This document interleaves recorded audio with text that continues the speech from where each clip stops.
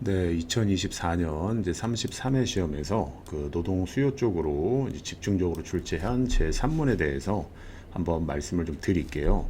자, 이 영상을 보실 때는 제가 잘난 체 한다고 생각하지 마시고 그냥 있는 그대로 말씀드릴 테니까요. 그 한번 들어보시고 추후에 이제 출제될 방향에 대해서 한번 정리를 해보시는 게 좋을 것 같아요. 자, 일단은 출제 교재를 제가 과감하게 기무탁 제5판이라고 쓴 거는요. 지금 3-2번에서 나와 있는 특히 이제 소문제까지 간 요 작은 2번 문제는요. 그 대학교 교수님들 책에 없는 그림이에요. 자, 제가 이제 잠깐 페이지를 잠깐 이동하게 되면요. 자, 요거는 제가 그 수험소 5판에서 이제 그린 그림이거든요. 자, 요걸 그린 그림인데 이게 지금 그러니까 작년이죠. 작년에 그대로 출제가 돼서 사실 제가 이 책을 쓰면서 이 문제를 보고 얼핏 봤을 때는 그냥 임금의 변화겠구나 라고 생각을 했는데 이게 지금 여기 R0에서 R1으로 가는 자본 가격의 변화고요. 그 자본 가격의 변화를 이 KL 평면에서 이 등량 곡선까지 지금 때려가지고 출제를 했어요. 그래서 이걸 보고 저 혼자 좀 많이 놀랐습니다. 그래서 제가 이거를 이제 기존에 있던 책에 있는 그래프를 약간 그 변형하면서 그러니까 약간 이제 다듬으면서 갖고 오다 보니까 이 그림을 지금 크게 키우진 못했는데 이 그래프는 그 제가 쓴 수험서에 있는 거고 아마 시중에 지금 뭐 이제 그 신림동에서 이 그림이 이제 있다면 아마 제 책을 보고 다 이제 참고해서 구성을 하지 않았을까 싶어요.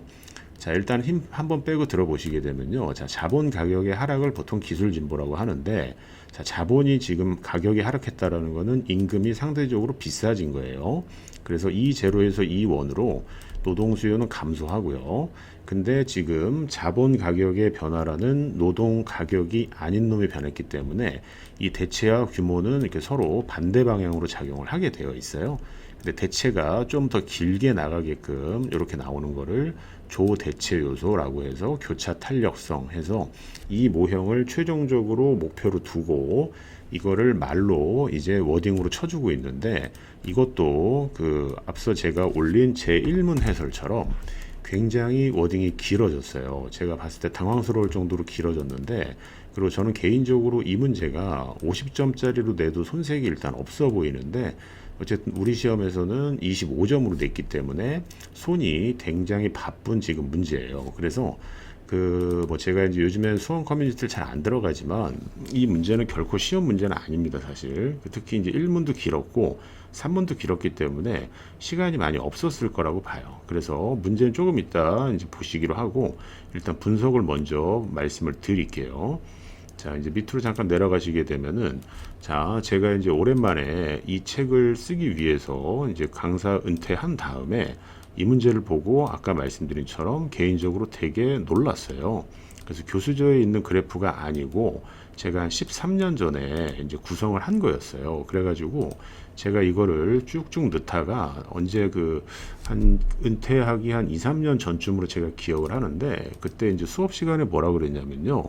그 연기죠. 이제 기본 강의 때 열심히 설명한 적이 있어요. 근데 그 자본 가격의 변화는 지금 우리 과목은 노동경제학이고 등량 곡선이 한 번도 출제되지 않았기 때문에 교차 탄력성의 결과까지만 학습을 하라고 제가 이제 조언을 드렸고 수험서에서도 그렇게 넣어놨고 그림은 있었지만 이거에 대해서 저도 은퇴 직전에는 거의 2017년부터는 세게 설명을 하지는 않았거든요. 자, 근데 이게 출제가 됐어요. 그럼 다음에는 이제 계산형으로 나오겠죠. 계산형으로 출제될 것이 거의 확실합니다. 다음에 만약에 출제가 된다면. 자, 그래서 이제 출제 경향은 이렇게 예상을 한번 해보시고, 다시 이제 위로 가셔서 이 문제는 올해 시험과 관련해서도 저는 되게 중요한 문제라고 보고 있거든요. 자, 일단은 그 이 문제에 주목을 한번 해보게 되면, 아까 말씀드린 대로 50점으로 출제해도 손색이 없고 우리 시험에서 처음으로 등량 곡선과 등비용선을 대놓고 낸 문제예요. 근데 계산형으로는 출제되지 않았지만 추후에는 나올 거고요. 자, 그리고 교차 탄력성, 대체 탄력성이 아닙니다. 교차 탄력성은 굉장히 중요한 개념인데 이해 문제 이전에 대놓고 그러니까 워딩으로 교차 탄력성을 준 적은 없어요. 하지만 2005년에 자본 가격의 상승, 이 해는 하락이었고요. 기술 진보도 자본 가격이 사실상 하락이고 대체 생산 요소 가격의 변화, 이게 자본 가격의 변화고 2015의 임금 피크제, 외국인 모형 등 사실 숨겨진 교차 탄력성 개념은 굉장히 많이 출제가 됐어요. 그리고 제가 시험 공부하던 시절에는 저도 이거 하나도 몰랐고 강의를 하면서 이제 다수의 책을 봤는데 에렌버그 책에서 이 개념이 가장 자세하게 거의 유일하게 나와 있습니다. 그 보리안스 책에는 거의 이게 흐릿하게 나와 있어요. 자, 근데 이제 올해 시험을 예상함에 있어서 우리 시험은 약간 추격 매수하는 경향이 있어요. 그래서 아마 이 3번 문제를 보고 교차 탄력성에 이제 그 출제위원분들이 주목하실 가능성이 큰데 제 개인적인 생각에는 이 영상을 찍고 있는 2025년 6월 현재 지금 이제 고용노동부 장관 관련해서 이제 임명이 된 상황인데 지금 현재 그 언론에서 계속 나오는 게 이 지금 청년과 고령자의 문제인 임금 피크제 정년 연장 논의가 있습니다. 초고령화 사회에서.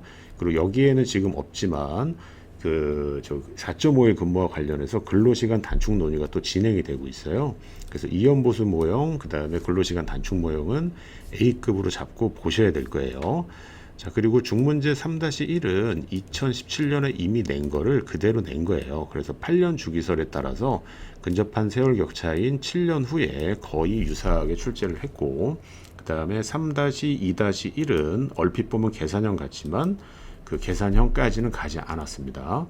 자, 그럼 영상이 이제 조금 그 시간이 길어지고 있는데 일단 한 김에 문제를 한번 잠깐 보겠습니다. 자, 지금 3-1번 문제는요, 전형적인 단기 생산 함수로서 지금 자본은 고정되어 있는 거고, 루트 함수 형태를 줬고, 이거는 연습을 많이 하셨을 거라고 봅니다. 그래서 자본은 아예 고정되어 있다. 이렇게 나와 있고, 이 P도 주어졌고, 시간당 임금 W도 주어지고, 이때 그 W는 P 곱하기 MPL 해서 관련해서 이제 하시오라는 거는 2017년 문제 그대로 낸 거고요. 자, 그 다음에 중문제 2번은 기호 처리가 쭉쭉 나온 건데 2012년 이후 요것도 이제 다른 방식으로 갈까봐 원점에 대해서 볼록하고 MRTS는 체감하고 가로축은 노동, 세로축은 자본으로 해서 어디 가지 마세요라고 아주 상세하게 주고 있고요. 그리고 등량 곡선의 개수도 100개, 150개 이렇게 줬고요. 그리고 이 지금 3-2-1번은 기본적인 KL 평면을 그 균형점을 하나 서술하세요 해서 간단하게 5점. 근데 이제 배점이 상대적으로 큰 이 지금 3-2-2번은 자본 가격이 하락했다 해서 아래 변화예요. 자, 그러면은 이 노동과 자본이 조 대체 요소일 때를 가정해서 그래프와 함께 설명하시오라는 거는 노동 수요는 감소할 거고요. 대체 효과에 따라서 상대적으로 비싸졌기 때문에. 하지만 자본 가격의 하락은 한계 비용을 하락시키니까 생산량이 커지는 규모 효과는 노동 수요를 증가시킬 거예요. 그래서 이거에 양자가 이렇게 딱 상계 처리가 됐을 때 조 대체 요소이기 때문에 대체 효과가 더 큰 아까 잠깐 제가 뒤로 넘겨드린 KL 평면을 그리라는 거고, 그 화살표 방향 다시 한번 그쪽으로 가보시게 되면요, 그림을 크게 그리신 다음에 채점자는 반드시 요 지금 길이와 이 길이만 딱 보고 하나, 둘 요거만 딱 보면은 일단 만점입니다. 그냥. 그리고 K 증가, K 증가. 그래서 요 두 개만 이렇게 보고 채점이 들어갈 거예요. 여기서 기호 처리가 약간 소위 얘기해서 좀 삑사리가 난다 하더라도 이런 정확한 방향타를 잡아 주셔야 되는 거예요. 자, 그럼 이 문제에 다시 집중해서 정리하면 추후에 이 모형은 계산형으로 아마 나올 거고요. 계산형, 이게 L과 K를 둘 다 구해달라 해서 여기에 있는 K0 열한 일반식 기호를 숫자로 하는 걸로 진화할 거고, 그리고 이 이후의 문제와 관련해서 교차 탄력성에 다시 주목한다면 현재 논의되고 있는 정년 연장, 청년 고령자 간의 문제, 그러니까 임금 피크제가 고령자의 임금 하락으로 가정할 때 반대편에 있는 생산 요소인 청년에 어떠한 영향을 미칠 것인가, 이게 2015년에 우리 시험에서 나왔는데 2000년에 나왔던 임금 피크제 그 기본 모형인 이연보수 모형하고 짬뽕 해가지고 그 근시일 내에 출제될 가능성이 아주 크다고 생각을 합니다.